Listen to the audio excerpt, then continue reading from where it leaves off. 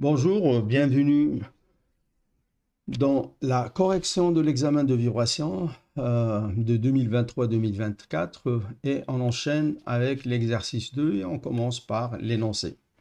Donc soit le système a 2 degrés de liberté suivants, qu'on voit ici, composé d'une barre sans masse articulée au milieu et supportant une masse 2m aux deux extrémités. Donc j'ai une première masse à gauche et une deuxième masse à droite.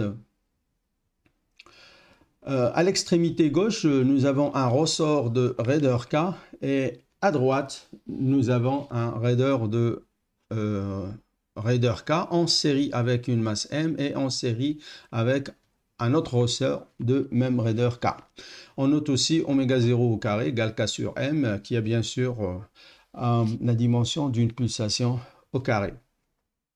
Alors, ce qu'il faut préciser aussi peut-être, c'est que on mesure la rotation de la tige par rapport à la position d'équilibre, pas nécessairement la position horizontale, et le déplacement de la masse M est identifié par la coordonnée X, le déplacement par rapport à la position d'équilibre.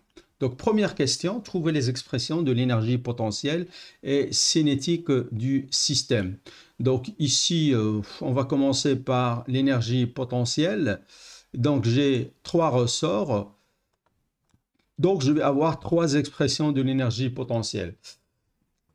Donc, pour ce ressort-là, alors, l'énergie stockée dans un ressort, ça dépend des déplacements des extrémités de ce ressort. En fait, l'expression, dans le cas général, c'est n' fois la raideur fois la différence des déplacements des extrémités au carré.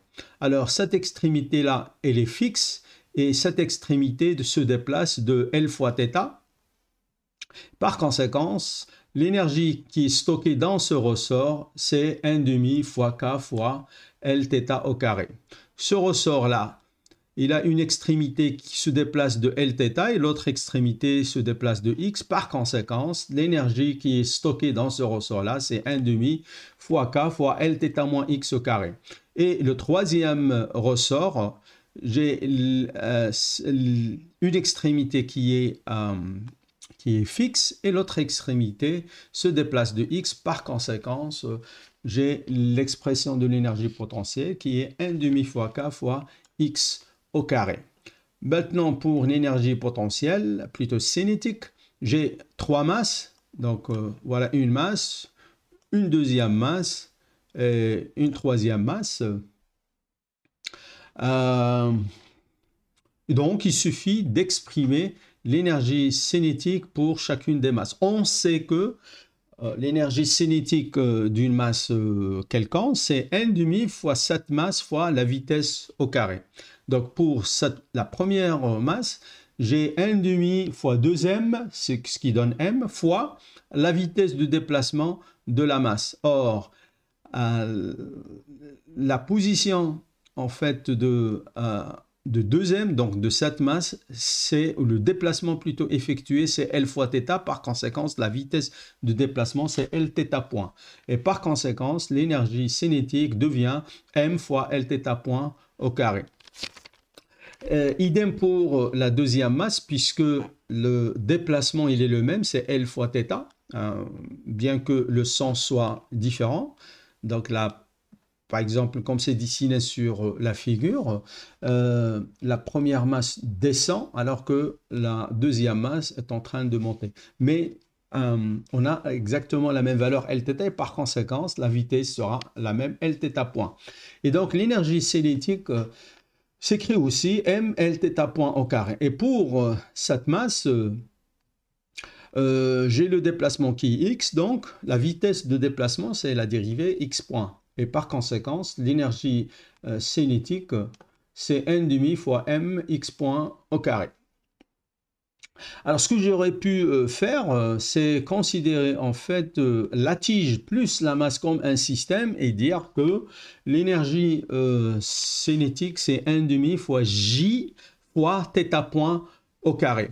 Et donc J de mon système composé d'une tige sans masse avec les deux masses extrêmes.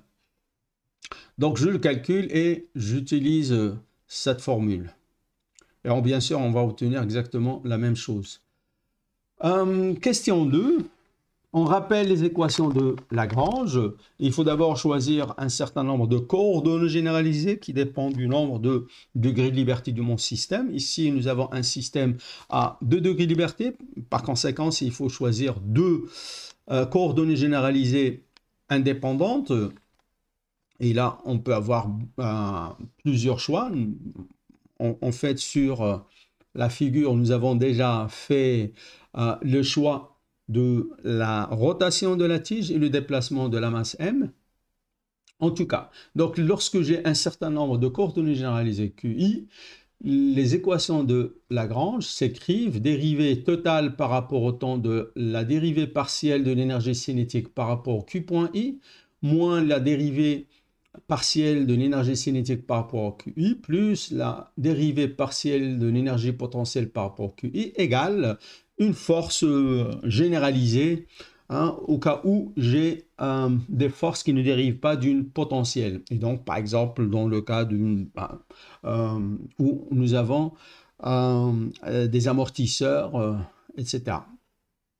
Alors, dans cet exercice, les coordonnées généralisées choisies sont Q1 égale L fois θ et Q2 égale X. Et donc, vraisemblablement, on voudrait choisir des coordonnées généralisées qui sont des déplacements. On aurait pu choisir comme coordonnées généralisées Q1 égale θ et Q2 égale à X. Mais on voudrait avoir la même dimension, c'est pas grave. On nous demande d'appliquer les équations de Lagrange pour en déduire les équations du mouvement du système libre, donc aucune force externe, qui s'écrit sous forme d'une matrice masse fois un vecteur accélération plus une matrice raideur fois vecteur déplacement égale à 0. Et donc là, c'est très simple. Nous avons déjà trouvé les expressions de l'énergie cinétique et potentielle. Nous avons fait le choix des coordonnées généralisées. Donc, il suffit d'appliquer les équations de Lagrange.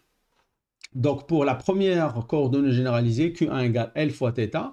Donc, je remplace EC, EP par leur expression. Je fais les calculs pour aboutir à l'équation de la première équation de mouvement pour Q1.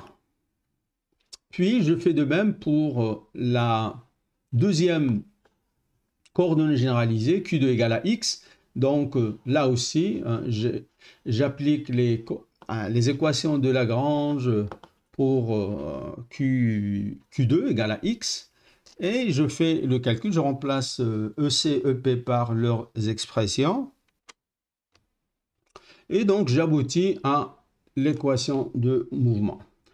Donc, l'application des équations de Lagrange pour Q1, il me donne cette équation. Et pour Q2, ça me donne cette équation. J'écris ce système-là sous forme matricielle et j'obtiens l'expression qui m'est demandée. Donc, l'équation du mouvement de θ et de x en fonction du temps. Donc, voilà. Équation 3. Trouver les valeurs propres du système.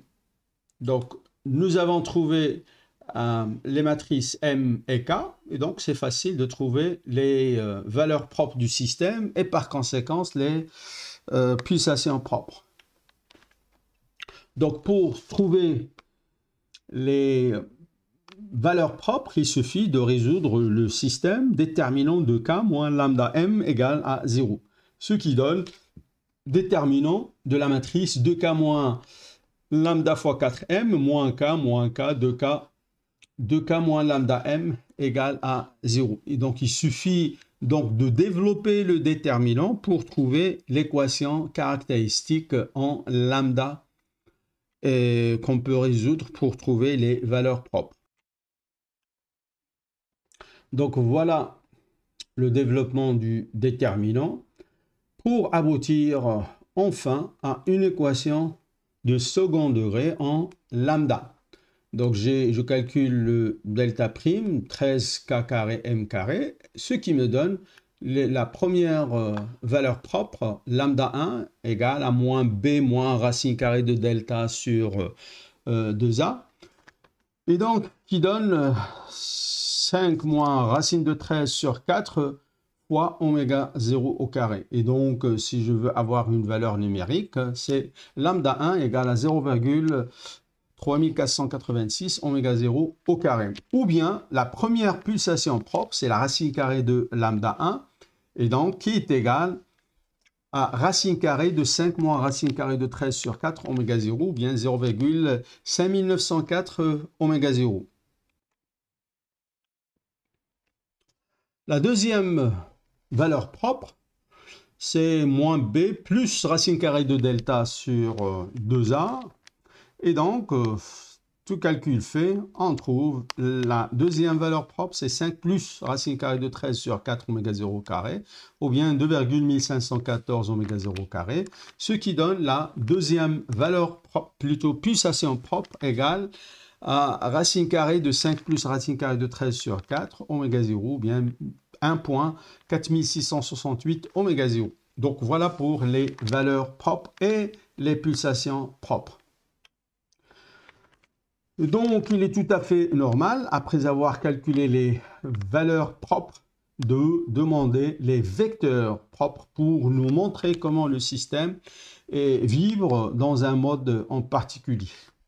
Et donc, l'équation à résoudre, c'est k fois vecteur égale valeur propre fois m fois le même vecteur. Ok, donc nous avons déjà choisi les coordonnées généralisées. Lθ est x, donc il suffit de trouver quel est le vecteur Lθ x qui vérifie cette première équation. Avec ici, nous avons la première valeur propre. Donc, nous allons, par exemple, considérer la deuxième ligne. Donc, ça donne moins k fois Lθ plus 2k fois x égale la valeur propre fois m fois x.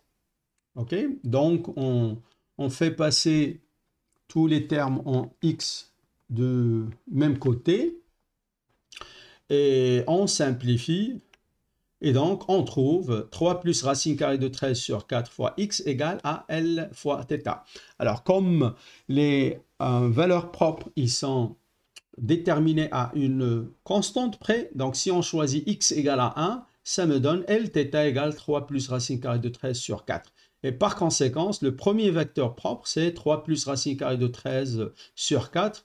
Et le deuxième élément, ce 1.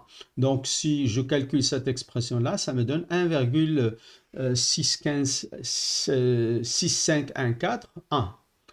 Ça veut dire que pour ce mode, je vais avoir le déplacement de l'extrémité de la tige qui se déplace à peu près 1,6 fois le déplacement de la deuxième masse. Donc, voilà pour le premier vecteur propre. Pour le deuxième vecteur propre, il suffit de résoudre la même équation, sauf que on va avoir comme lambda la deuxième valeur propre. Et donc, de même, je vais choisir... qu'est-ce que je vais choisir? Je vais choisir la deuxième ligne toujours. Donc, j'ai moins k fois Lθ plus 2k fois x égale valeur propre fois m fois x. Et donc, de la même manière, je fais passer tous les termes en x du même côté. J'exprime x en fonction de θ. Et ça me donne 3 moins racine carrée de 13 sur 4 fois x fois égale Lθ. Et comme tout à l'heure, le vecteur propre est déterminé à une constante près. Donc, je vais pouvoir choisir arbitrairement la valeur de x. Donc, si je choisis x égale à 1, donc ça me donne le deuxième vecteur propre, 3 moins racine carrée de 13 sur 4, 1. Si je calcule le premier élément, ça me donne moins 0,1514. Donc, je vois que le déplacement de l'extrémité de la tige pour le deuxième mode, il va être beaucoup plus faible que le déplacement de la deuxième masse, la masse M. Et en plus, les deux masses de l'extrémité droite, par exemple, ils sont en opposition de phase, alors que j'ai oublié de le mentionner, pour le premier mode, ils étaient en phase. Donc voilà. Trouver le premier mode normalisé par rapport à la masse. Donc, nous avons dit que les vecteurs propres sont déterminés à une constante près, et donc je peux choisir cette constante de proportionnalité de façon à avoir, par exemple, la masse modale qui est égale à 1. Et justement, c'est ce qu'on appelle normalisé par rapport à la masse. Donc, en fait, nous avons déjà déterminé le premier mode propre,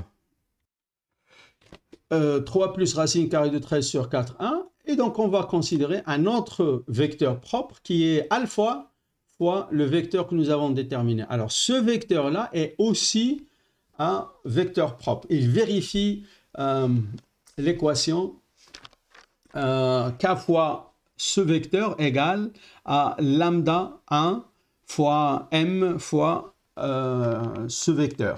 Hein, les vecteurs, ils sont déterminés en constante près. Alors, ce que nous allons essayer de faire, c'est déterminer ce alpha de façon à ce que ce nouveau vecteur propre donne une masse modale de 1.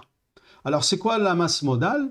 C'est vecteur transposé, vecteur propre transposé fois la masse, la matrice masse fois le même vecteur égal à 1. La masse modale, c'est vecteur propre transposé fois matrice M fois le vecteur. Et donc, on voudrait déterminer la constante alpha de façon à ce que ce vecteur-là, il soit normalisé par rapport à la masse. Et par conséquence, l'équation à vérifier, c'est ça. Et par conséquence, le alpha, hein, je développe les calculs, alpha pour avoir le vecteur normalisé par rapport à la masse, c'est racine carrée de 2 sur 13 plus 3 racine carrée de 13 fois m. Et donc, le vecteur, plutôt la valeur alpha qu'on vient de trouver, multiplié par le premier vecteur propre que nous avons trouvé dans la question 2.3, en fait, ça donne une... il est normalisé par rapport à la masse. On nous demande de vérifier le premier vecteur propre en utilisant le quotient de Rayleigh. Parce que malheureusement, l'expression donc des valeurs et des vecteurs propres, c'est un tout petit peu compliqué. Hein. Il fait appel à une racine carrée, etc. Je ne demande que la vérification que du premier, mais sinon, on peut vérifier les deux vecteurs propres trouvés. Alors, qu'est-ce qu'on veut dire par vérifier le premier vecteur propre en utilisant le quotient de Rayleigh? Je sais que si j'injecte le premier vecteur propre dans le quotient de Rayleigh, j'obtiens la première valeur propre. Et si j'injecte le deuxième vecteur propre trouvé dans le quotient de Rayleigh, je trouve la deuxième valeur propre. Donc, je sais l'expression du quotient de Rayleigh. En fait, c'est l'expression d'une constante près qui est 1,5. C'est l'énergie potentielle divisée par l'énergie cinétique spécifique. Et donc, ici, j'ai le premier vecteur propre fois la matrice K. Deuxième, de l'autre côté donc, de la matrice M, j'ai le même vecteur propre. Okay. Et en bas, c'est la même chose, sauf qu'on remplace K par M. Donc ça, c'est l'expression de l'énergie potentielle et ça, c'est l'énergie cinétique spécifique.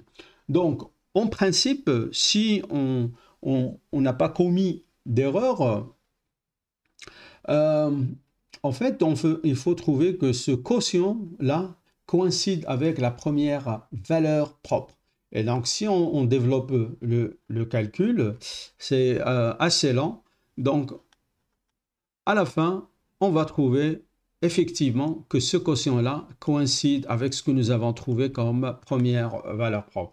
Bien sûr, je peux faire la même chose pour le deuxième vecteur propre, mais comme je me suis aperçu que les calculs sont assez laborieux, donc je me suis limité au premier vecteur propre. Alors, une petite remarque, en fait, j'injecte n'importe quel vecteur. D'ailleurs, vous avez peut-être remarqué que je n'ai pas injecté vraiment le premier vecteur propre, mais 4 fois le premier vecteur propre, parce que le premier vecteur propre, c'était 3 plus racine carrée de 13 sur 4 et 1. Et donc, quand on multiplie par 4, on obtient 3 plus racine carrée de 13 et 4. Donc, en fait, on peut injecter n'importe quel vecteur propre et on va obtenir exactement la même chose. Donc, le quotient de Rayleigh, pour n'importe quel premier vecteur propre, ça va donner la première valeur propre. Et donc, ce qu'on aurait pu dire, c'est « et si on utilisait le premier vecteur propre normalisé par rapport à la masse ?» Alors, qu'est-ce qu'on va gagner? En fait, on va gagner que on n'a pas besoin de calculer le dénominateur parce que le dénominateur, dans ce cas, serait égal à 1. Et effectivement, voilà le quotient de Rayleigh avec un dénominateur égal à 1 si on utilise le premier vecteur propre normalisé par rapport à la masse que nous avons déjà calculé. Et donc là, on n'a qu'à calculer le numérateur. Et donc, avec moins de calculs, en fait, on trouve exactement la même chose. Donc, le quotient de Rayleigh, lorsque j'injecte le premier vecteur propre normalisé par rapport à la masse, coïncide avec la première valeur propre. Question 7. On nous demande de retrouver la matrice K en utilisant la méthode des coefficients d'influence. OK? Donc,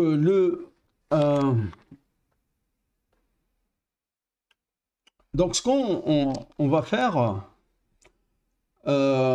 pour trouver la première colonne de K, ce qu'on va faire, on va bloquer cette masse, on va imposer x égale 0 à cette masse, et donc on va se retrouver avec ce schéma. Et pour la première coordonnée généralisée, nous allons appliquer un moment de façon à avoir Lθ égale à 1. Donc Q1 égale à 1.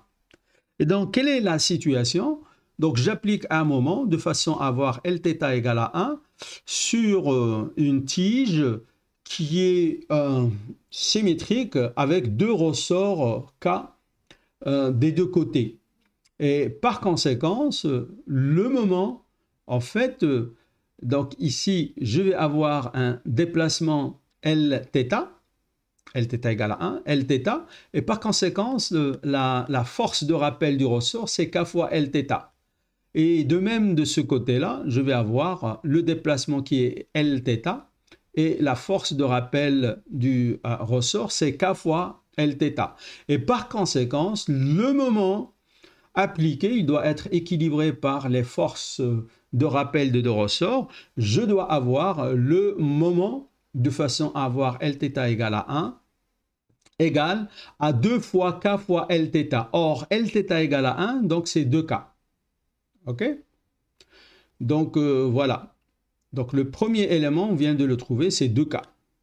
Alors maintenant, donc ici, je vais avoir, si j'applique un moment de façon à avoir Lθ égale à 1, comme c'est montré sur la figure, en fait, ici, je vais avoir une force de rappel de ressort sur la masse 2m qui est dirigée du haut vers le bas, mais la force qui va être transmise à la masse m ici, qui est fixée, il va être dirigé du bas vers le haut.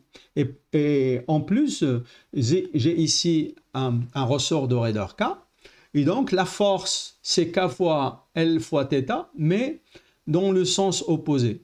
Donc la force qui est transmise à la masse m, c'est moins K fois Lθ, ou bien moins K. Et par conséquent, la première colonne de K, c'est 2K moins K, ce qui est conforme à ce que nous avons trouvé pour la matrice K. Alors, deuxième colonne, on va bloquer la tige. Okay, on va imposer Lθ égale 0, hein, ce qui veut dire θ égale 0 et ce qui veut dire que la tige elle est bloquée. On va imposer un déplacement unitaire à la deuxième masse. Et donc, on se trouve avec cette configuration. Donc, quelle est la force qui nous a permis d'avoir un déplacement unitaire X?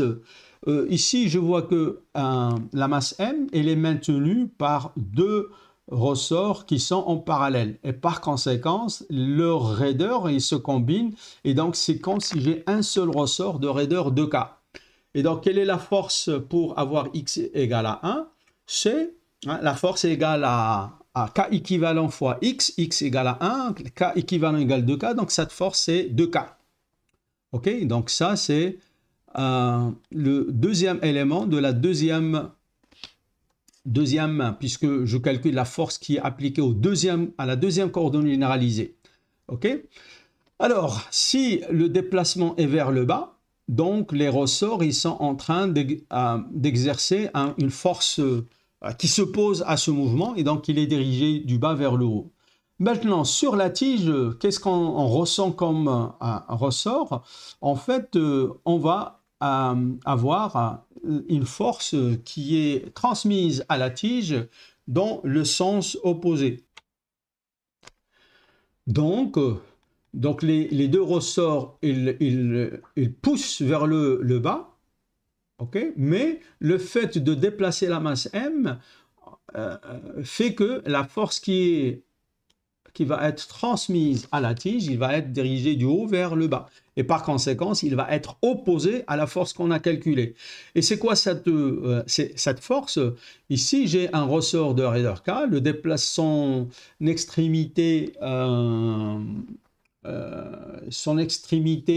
non libre se déplace de X qui est égal à 1. Et par conséquent, la force qu'il va transmettre, c'est K fois X. Or, X égale à 1, donc c'est K, mais dirigé dans le sens opposé. Par conséquent, le premier élément de la deuxième colonne, c'est moins K. Et donc, je viens de démontrer que l'expression de K aurait pu être obtenue en utilisant les coefficients d'influence. Alors, on passe maintenant à la matrice de flexibilité. Bien sûr, on peut, dans ce cas l'obtenir tout simplement en inversant la matrice K. Et donc, si on calcule l'inverse de la matrice K, on va obtenir tout simplement 1 sur 3K, 2, 1, 1, 2. Alors, on nous demande de retrouver cette matrice de flexibilité en utilisant toujours la méthode des coefficients d'influence.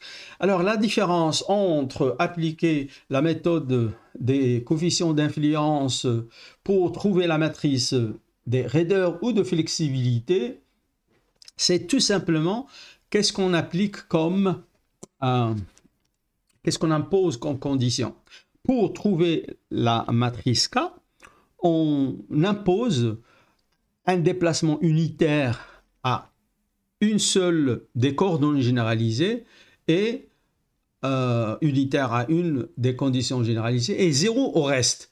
Pour trouver la matrice de flexibilité, on impose une force ou un moment unitaire à un ou une des coordonnées généralisées et on ne fait rien, on n'applique rien sur le reste.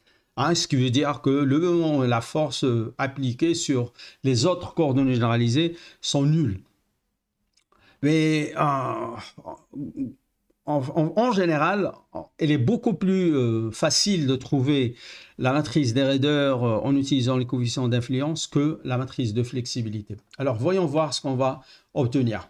Donc, justement, on va appliquer un moment unitaire à la première coordonnée généralisée. Donc, ici, je vais appliquer un moment unitaire et on va calculer quelle est la rotation θ et par conséquent, c'est quoi Lθ et x qui s'ensuit. Et donc, ça va me donner la première colonne de la matrice de flexibilité.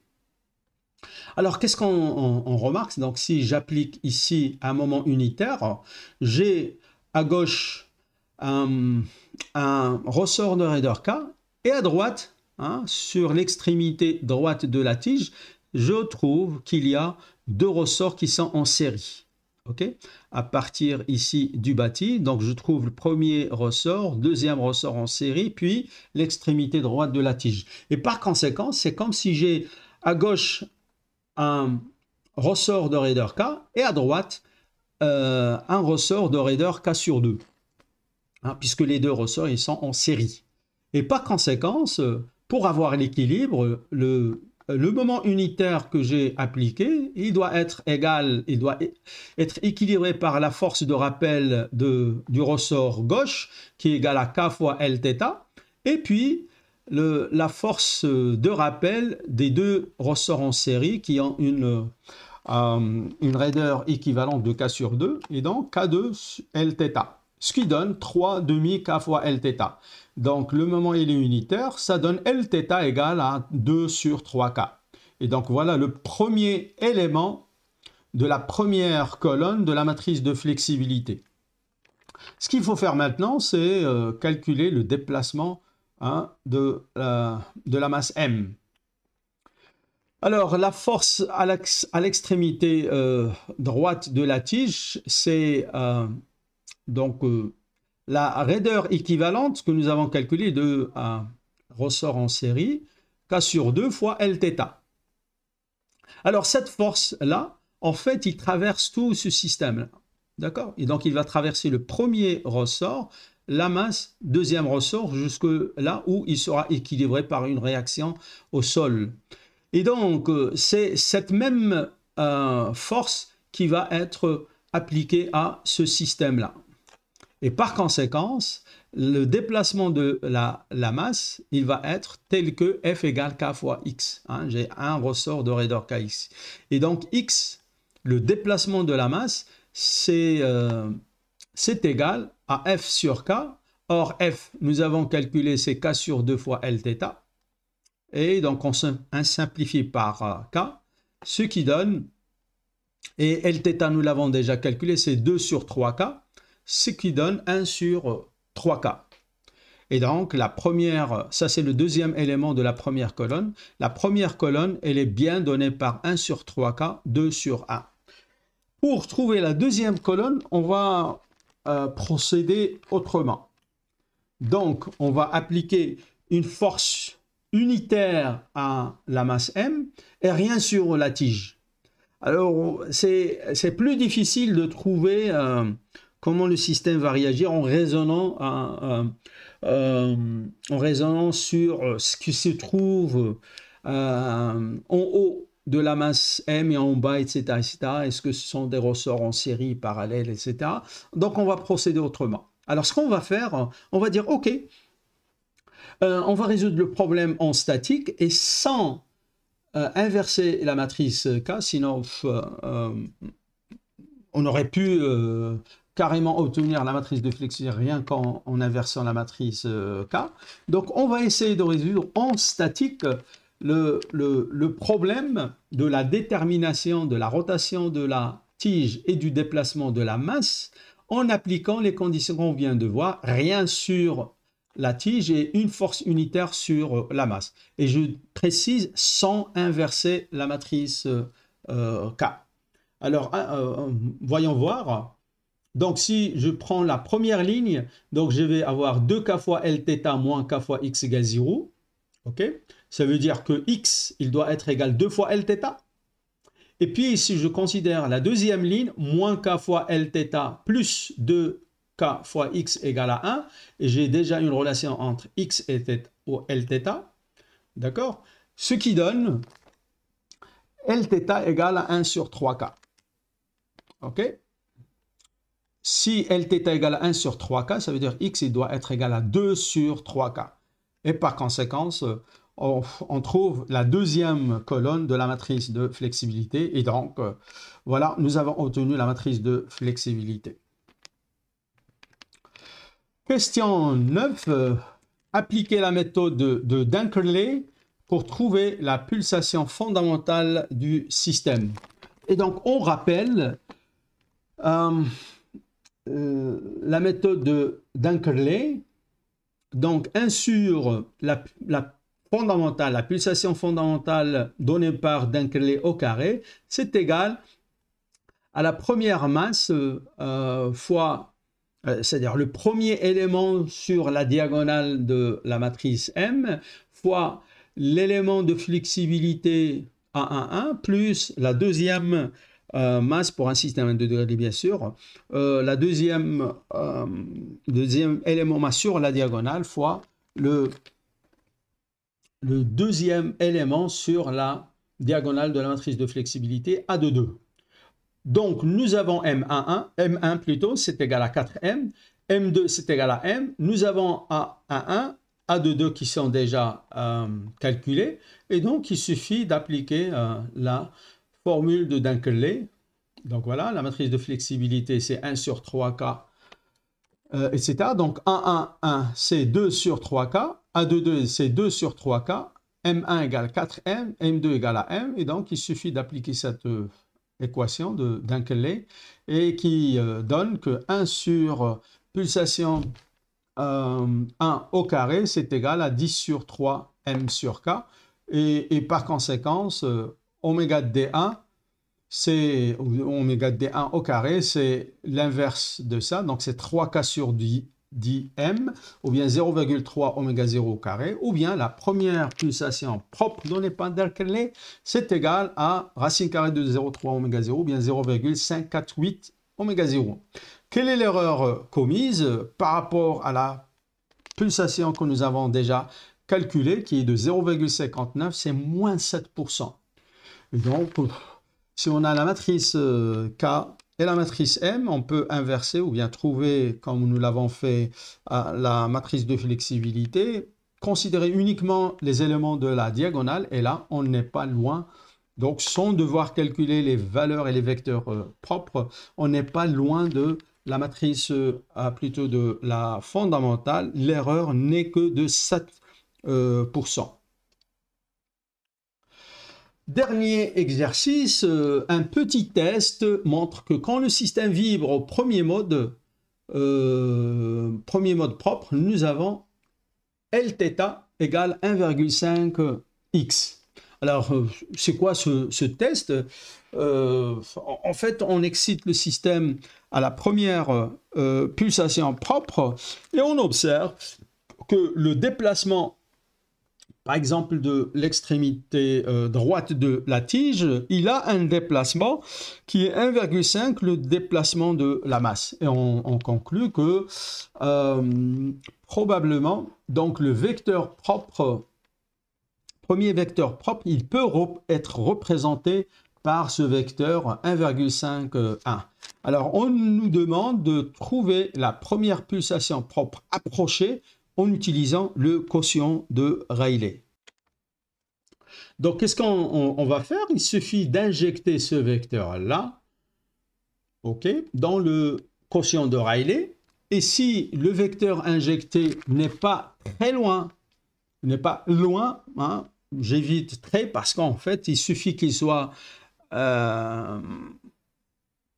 proche du premier vecteur propre pour que le quotient de Rayleigh soit proche de la première valeur propre. Et en considérant la racine carrée, on n'est pas loin de la première pulsation propre. Alors allons-y, injectons ce vecteur-là dans le quotient de Rayleigh. Qu'est-ce qu'on trouve? C'est 7, tout calcul fait, c'est 7 sur 20 oméga 0 au carré. Et par conséquence, c'est 0,35 oméga 0. Oméga R1, hein, la première pulsation propre estimée par le quotient de Rayleigh en partant du vecteur qu'on suppose pas loin du premier vecteur propre 1,51, c'est 0,35 oméga 0 et la pulsation propre, c'est racine carrée de ça. Et donc, oméga R1, c'est 0,59 oméga 0. Et là, c'est extraordinaire. Rappelez-vous que le premier vecteur propre, c'était 1,6, etc. Et là, on n'est pas loin, 1,5. Donc la première pulsation propre, elle est correcte avec une erreur de 0,1% qui est excellent. Donc voilà pour le deuxième exercice et donc rendez-vous pour le troisième exercice. Merci pour votre attention.